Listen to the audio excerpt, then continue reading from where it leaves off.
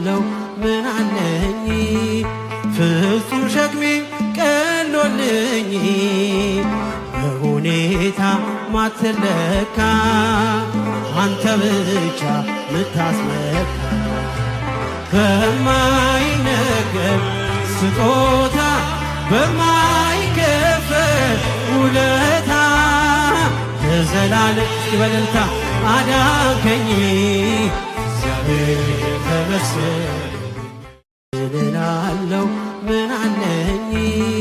ፍጹም ሸክሜ ቀሎልኝ በሁኔታ ማትለካ አንተ ብቻ ምታስመካ በማይነገር ስጦታ በማይከፈል ውለታ ለዘላለም በእልልታ አዳንከኝ